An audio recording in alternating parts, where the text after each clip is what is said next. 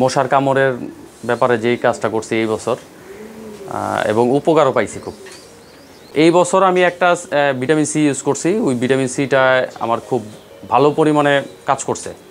ওইটা হলো PVC, ACI কোম্পানির পিবিসি একটা ভিটামিন সি আছে। ওইটা সাথে আপনার পিবির একটা পিবি লাইট একটা স্যালাইন আছে। ওই ওষুধটা খুব ভালো কাজ করছে। আসসালামু আলাইকুম। এবিএস ইসলামিক টিভি থেকে আমি মোহাম্মদ আবু বকর সিদ্দিক। আশা করি সবাই ভালো আছেন। তো আপনাদের দোয়ায় আমিও ভালো আছি।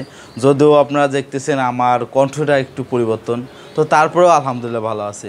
তো আপনাদের অনেক দিন একটা কমেন্ট আসছে যে ভাই আপনি ভিডিও দেন না কেন RM লফটের।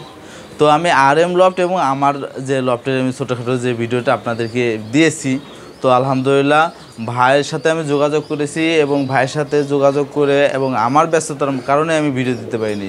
তো আলহামদুলিল্লাহ এখন থেকে আপনাদেরকে এই RM লফটের নতুন নতুন ভিডিও দেব এবং আমি যে ইসলামিক যে আদার্স যে ভিডিওগুলো দিই এগুলো আপনাদের সাথে আমি শেয়ার করব।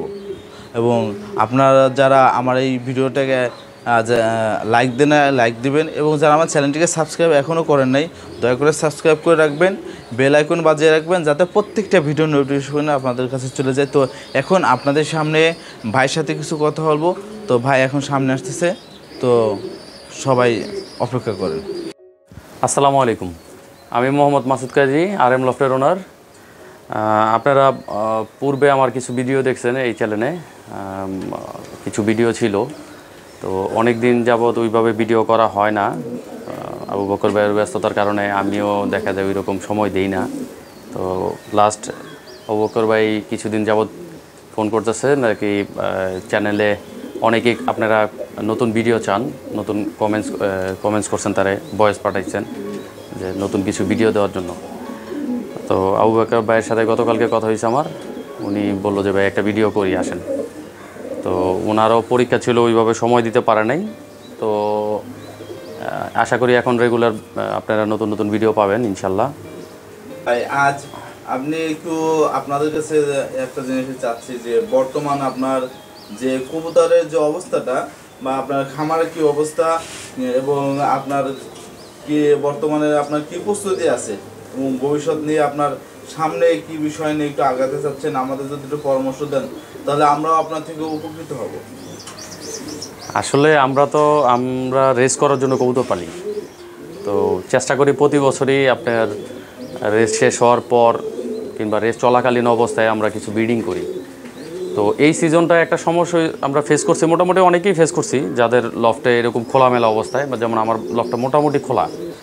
তো মশার সমস্যাটা আমরা খুব ফেস করি অনেক বেশি। তো এই বছরও আমার প্রথম যখন ডিসেম্বর জানুয়ারির দিকে বাচ্চা করছি, ওই বাচ্চাগুলোতে মশা অনেক নষ্ট করছে।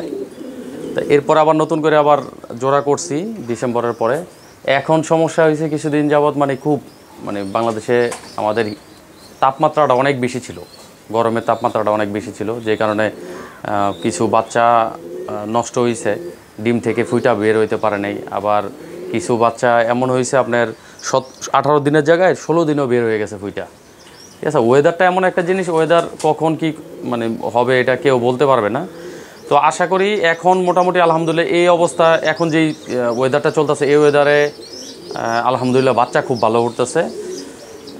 হয়তো এই বাচ্চাগুলো দিয়ে ফার্স্ট সিজন রেস না করতে পারলেও সেকেন্ড সিজনে রেস করার জন্য আমার খুব ভালো কিছু আসতে পারে।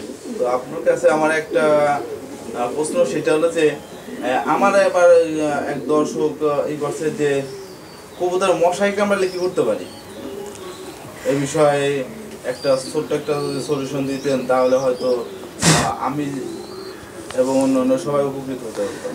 আচ্ছা, আমি যে এই মশার কামড়ের ব্যাপারে যেই কাজটা করছি এই বছর এবং উপকারও পাইছি খুব।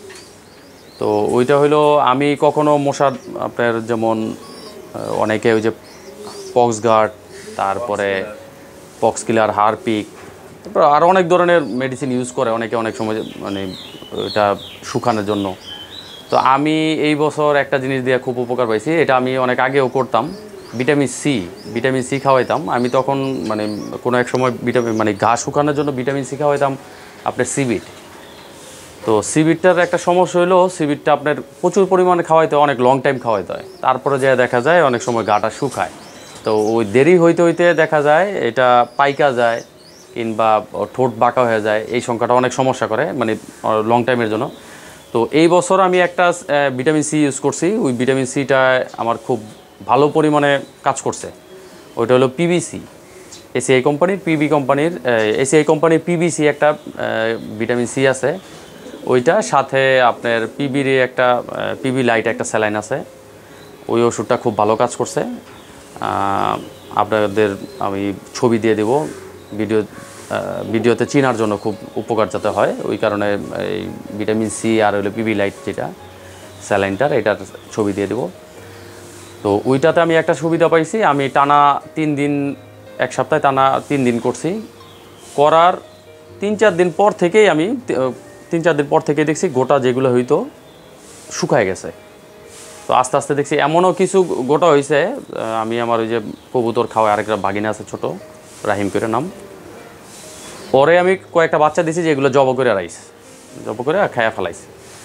তো ওই বাচ্চাগুলা আমি 3 দিন যে ভিটামিন সিটা খাওয়াইছি এইটার উপকার পাইছি। আপনার 4-5 দিন যাওয়ার পর থেকে দেখলাম যে শুকায়া পইরা যেত, মানে গোটাগুলা খুব ভালো কাজ করছে, মানে ইনস্ট্যান্ট একদম খুব ভালো কাজ করছে। এবং এরপর থেকে আমি মোটামুটি ভিটামিন সিটা ট্রাই করছি, এই বছর খুব ভালো, অনেক অ্যাপ্লাই করছি, খুব ভালো। তো আপনারা চাইলে ভিটামিন সিটা ইউজ করতে পারেন, পিবি কোম্পানির পিবিসি, খুব ভালো উপকার করে।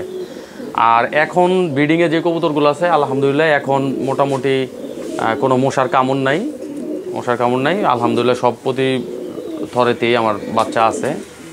তো এখন আর ওইটা ইউজ করতে হয় না। তারপর সপ্তাহে আমি এমনি একদিন থরের মধ্যে ভিটামিন সি দিই, ভিটামিন সি, ক্যালসিয়াম, তারপরে বি ভিটামিনটা।